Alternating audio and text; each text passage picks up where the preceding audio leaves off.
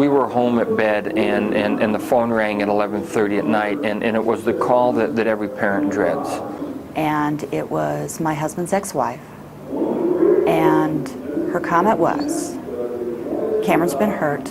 They don't expect him to make it through the night. I collapsed. I was in tears. Cameron had gone to see a movie, came home, and shortly thereafter, 4 kids came over, 2 boys, 2 girls, ages 13 through 15. They were already drunk. And he finally realized that these kids were getting out of hand and that he just couldn't have them in the house anymore. So he told them to leave. So they finally left, but the young girl went home to her 17-year-old, 3-time felon brother and said, Cameron pushed me.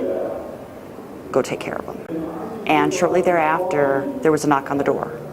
So he answered the door, and when he did, it was this young girl's brother.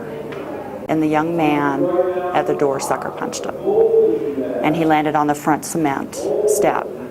And then the young man proceeded to kick him over 30 times, strictly in the head. And when we walked in to Cameron's room, the only way we were able to tell it was him was his red hair. It looked like somebody took a softball and put it into his right eye. His left eye was swollen shut. Nose was broken, tubes and everywhere. Gary, his father, said, Cameron, we're here. And Cameron got excited and he tried to sit up and he said, Allah. And unfortunately, those were the last words that we heard out of Cameron's mouth.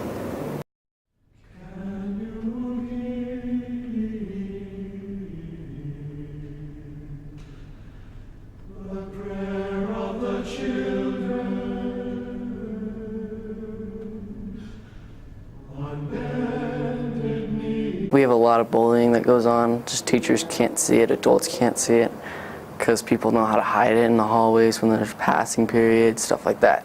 Kids get shoved into lockers. It goes on a daily basis to kids that aren't as rich and it happens to like kids that know too much and always volunteer in class. There's not really like physical violence, but there's a lot of making fun of people, calling people names, saying they're fat or they're stupid or stuff like that. One of my friends that gets bullied on a daily basis, he's heavy set.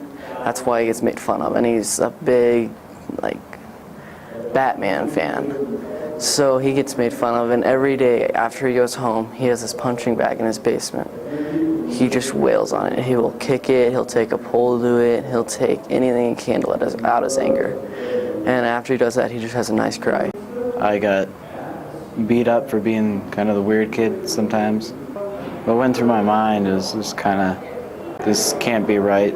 I know I'm not a bad person. I know I'm different, but I know that that's a good thing. And people can't put me down for it. When kids understand that they're not the only ones that are in pain, that are hurt by comments from people, when they understand that violence isn't just someone being murdered, but violence are the hurtful things we say to one another, and violence is when you witness someone hurting another person, that violence is around us more than we are aware. And to be able to have recognition and understanding, I think, are some of the first steps to changing the world and changing the way humans interact with each other. Some of the kids here, they're kids that I never would have expected to see, and they're kids that I would think completely ignored everyone else because they're so self-centered, but they're here and I can see that they realize what they do and they want to change that. I think what the students take away from the CETAV day partly is the ability to take a risk and change their behavior. That they might stand up for somebody that they didn't stand up for before. They might decide not to laugh at a joke about another kid at the school. We know that CETAV is making a difference. We give them a pre-test at the beginning of the day. What do you know about issues of diversity, bullying, violent behavior? Then at the end of the day, we give them a post-test, and we also give them the opportunity to have an individual action plan and a group action plan that they can take back to their school. When you have an opportunity in your life to meet a family like the Ebels, and hear and see firsthand what they went through, you realize that I'm not above it, I'm not safe from it, nor is my family. These are reasons why I personally choose to make a business decision to be involved in this, and fortunate enough to utilize my business as a liaison to helping the community even more. CETAV is about planting seeds. I think every one of these students will leave here today with lots of food for thought.